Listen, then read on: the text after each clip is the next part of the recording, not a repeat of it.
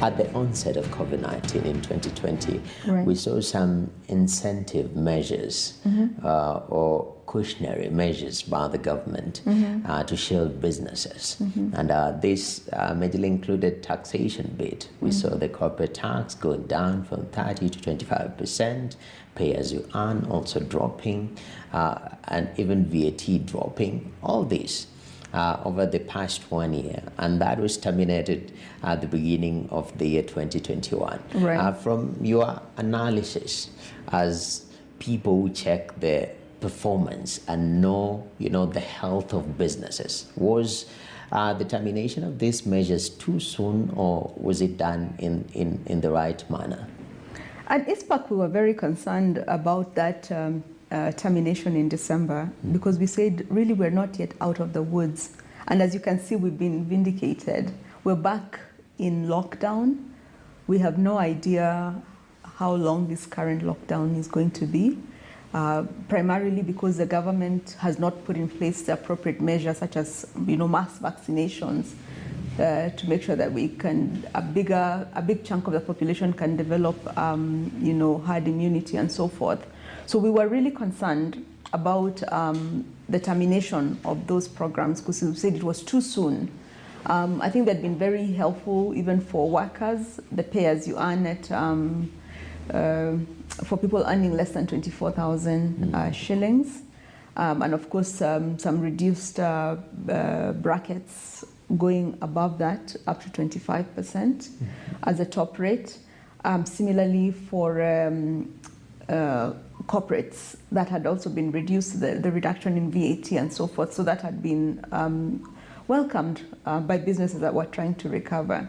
So those were all lifted. And in addition to the lifting, or maybe reinstated back to where they were, the 30% came in.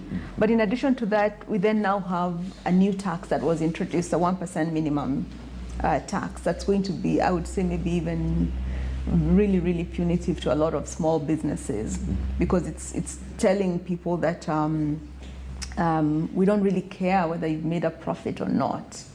All I want is to take 1% of your top line. And a lot of the businesses that will be impacted are the businesses that have thin margins, which are mainly the SMEs, distributors, and so forth. Because assume that your revenue is 100 million 100 million shillings, maybe let's say 1 billion shillings, you're going to be asked for maybe 10 million shillings in terms of taxes, and yet you might find that a lot of these businesses have very thin margins. For example, if you take a hardware selling something like cement, I think they probably have a margin of less than 40 shillings, a gross margin, that is. So you haven't even deducted your expenditure, your distribution costs, your office space and all that. So I know that is effective Q1, and it's due on April 20th. Of course, we're seeing that the IMF is also pushing, saying that there's going to be more taxes, including additional fuel taxes. But I think the biggest challenge for the business community is really, at the end of the day, who pays taxes in this country? It's really the business community. Government doesn't pay tax. And if you don't create a conducive environment for business to recover, to get money to employ people, and to build upon the business so that you're selling more and so forth, if business does not recover, this country will not recover. I think that's really the bottom line. So I think there's a lot of dynamics, but and it's really not clear how the government is looking at it in total. Because now we've seen, as you've said, the reintroduction of lockdown measures in the 5 counties. But globally, even there's this new rebirth. We saw the other day Janet Yellen, U.S. Secretary, speaking about the global minimum corporate tax for just to standardize things across the world. From where you sit, is it something that is achievable? And it was backed by IMF. They're also pushing the same thing to reduce people shifting money into tax havens and whatnot. And how will that impact an economy like ours? Well, I think that's an interesting, when we look at it, of course, the US is backing it now. For sure, we can see it's a new regime, the Democrats. But you also saw the big fight that was there in Australia. I don't know, was it with Facebook, right? When they had even taken Australia off, their search engines and so forth. So it's a big issue because we've seen some of these global monopolies, or rather global large companies, such as the Facebooks and the Amazons and so forth, especially doing business on the internet. A lot of them will look for tax jurisdictions that have really low tax. You find them there in Ireland and other such places. So they're not paying as much tax. And I think this is where the US is trying to go so as to get hold of them. I know we've had the similar challenges in Kenya with the multinationals, and that's where you had things like transfer pricing brought in, where multinationals were sort of selling their products to their overseas subsidiaries at maybe rock bottom, very low prices, and when they go and sell the same rose flower to Tesco's or to some other company in the UK at a much higher. So I think those are some of the challenges. I know that we have the new tax we've introduced for online digital services tax.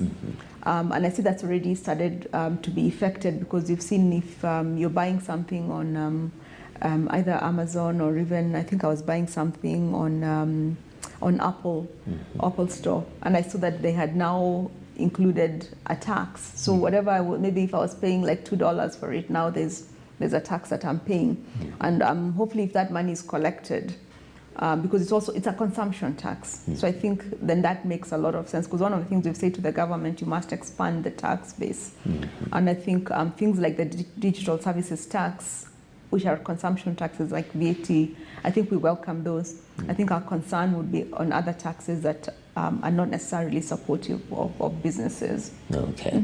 And briefly as we close up, of course, the rebound from the COVID pandemic, which again we are seeing new variants, new waves, but for the Kenyan economy to rebound, what will that rebound and bounce back be pegged on? In my opinion, the rebound can only be pegged on a mass vaccination. I was actually thinking about this, and we really are in the process of writing to the Minister of Health and the Cabinet Secretary for the Treasury that we're spending, we have a budget of 3 trillion, which we financed more than 1 trillion of that with debt. If you look at the Kenyan population, we probably have about 20 million adults above 18. Let's assume that 10 million of those live in areas that have low transmission risk. So maybe we're left with about 10 million in the areas of high transmission risk. So we need to be able to bring in enough doses of the vaccine to be able to vaccinate all those 10 million people. That would be about 20 doses if you're going for the AstraZeneca, which I think, based on what I've seen in developing countries, it's selling for about $7 a dose. So if you take that, it's about $15 for 2 doses, plus add another $15, let's say, for distribution costs. So that takes you to about $30 per person vaccinated.